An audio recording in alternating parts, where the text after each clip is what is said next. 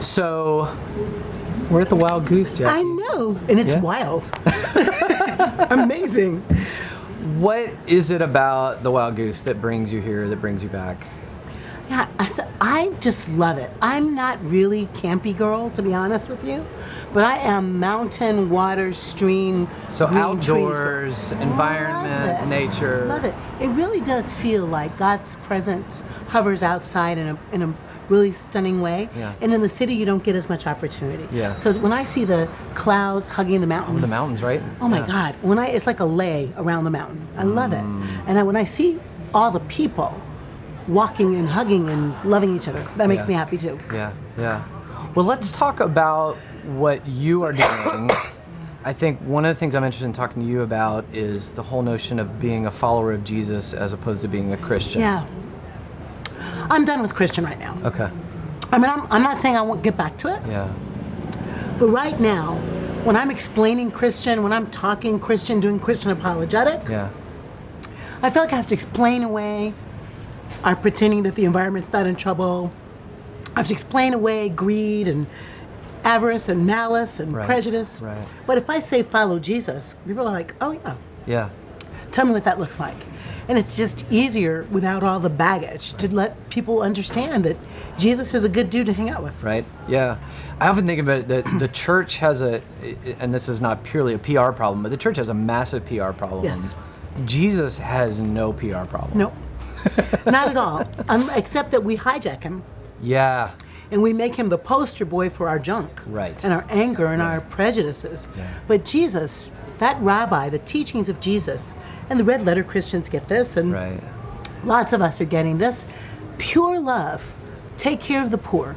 Hang out with the marginalized. Invite everybody in. Yeah. Welcome the stranger. Because he's a Jew, and the Jews do welcome the stranger. Right. Right. Right. So I'm sticking with Jesus. Yeah. Well, it's funny that you say that about hijacking Jesus for our stuff. I was recently on a trip in Israel, Palestine with a multiracial group of pastors. And we noticed as we traveled how white Jesus was in the churches that we visited. Even in Israel, Palestine. Even in Israel, Palestine, until we got into the West Bank, and then Jesus got kind of brown. Yep. And if you're if you go to Sacre-Cœur, you can go upstairs and find the Ethiopians with a deeply brown Jesus. Yeah. But really, Europe had such an impact Yeah. on the images of Jesus. Yeah.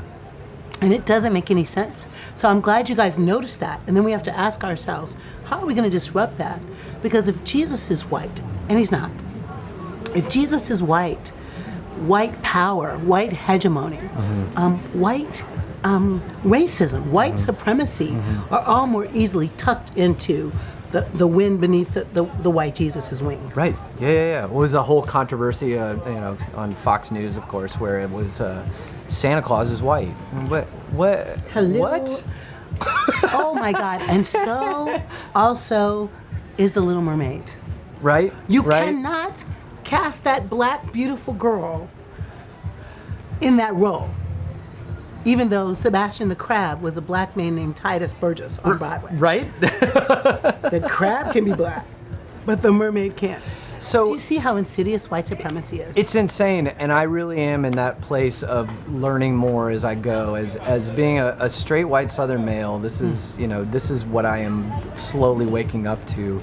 How can we decouple those things? Because the church, and in many ways the following of Jesus, maybe not spoken so purely, is wrapped up in whiteness. Absolutely. Right. And I just think, I'm going to say, I am deputizing you. Okay. This is the job of white men. It is the job of white men to talk to each other, to have learning circles. I'm not kidding. To read books together, like White Fragility or White Rage or Ta-Nehisi Coates' book, Right. or some James Baldwin, and really say, what's my responsibility as a white guy of faith to other white people, and to be really rabid about confronting white racism everywhere. I mean, that guy down in Texas, whose name we shall not say, who's preaching that the gospel doesn't go with social justice, with impunity. With impunity. Right. His right. peers signed the letter. Yeah. Y'all got to disrupt it. I'm counting on you. I'm counting on you to speak the truth. People want to hear the truth. To preach sermons that call foul on that. To write articles for Sojourners and Pathos. Put your words in the public spaces, especially on the way to the 2020 election. We've got to really now shake loose Christian from white hegemony. Because we know that's not right. No, absolutely not. Yeah. And then I think the next, and maybe it's moving further down the line, I think there is also this place where white folk who feel woke suddenly feel like they can speak on behalf of anybody who's marginalized. Right. And you're not advocating for that. I'm not advocating for that. I think last year here, either Ruby Sales or I said, we don't need allies, we need accomplices. I would say, I do want you and all of my white people listening to really become accomplices in building a just, generous, anti-racist society that is safe for women and the LGBTQ community. That's our goal. We got to make it safe for black and brown people. And I do need accomplices. You don't need to be able to say, Jacqui feels marginalized. You need to be able to say, we are marginalizing people like Jacqui. That's helpful. We are marginalizing so DACA helpful. kids, right? So you can't tell my story, but you can tell your own story. And you can tell the stories that you've learned of white men having conversions. Where they've let go of power, shared power. I remember being at a speaking engagement with Brian McLaren a few years ago, and he had like a half-hour speaking block. And he walked up to the mic and said, I yield my time today to Mark Charles. And Mark Charles is a Native American, and Brian was like, and bye. Girl, bye. And Mark took the mic. That's incredible. And in some way, that's the kind of thing that needs to happen. It reminds me of, I spent a lot of time in Middle East, in the Israel-Palestine context, and an Israeli peacemaker and a Palestinian peacemaker were scheduled on a joint tour of the United States, and the Palestinian peacemaker was not allowed in to the United States.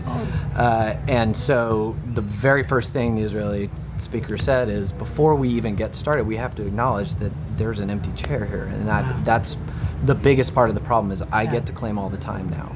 And we're not even letting the other person in the building, in the room, in the country.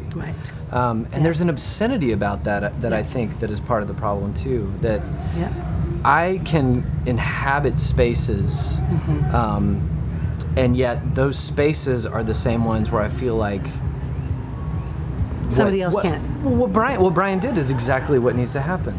And confession. This land is not your land, white people. This land belongs to Lenapes and all of the native people.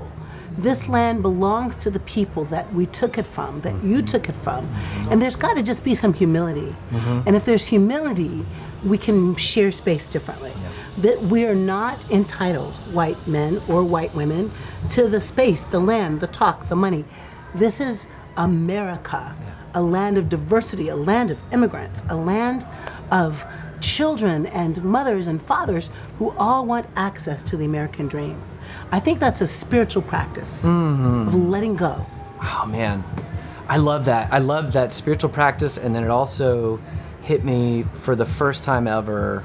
I mean, I think Dr. King articulated this very well, this I have a dream vision, but the idea of the American dream, taking it away from the white picket fence and the 2.5-car garage and saying, is your dream the dream of God? Is it, are you dreaming dreams and seeing I love visions? that, the dream of God. Yeah. One day, all the little children hold hands. One day, all the people make enough. One day, everybody's body is safe. One day, Mother Earth doesn't have to throw up because we're making her sick. I think that's God's dream. Yeah. And we got a ways to go. Amen. We're going to get there. That's right, we will. Together. Thank you. Thank you. All right. Yeah.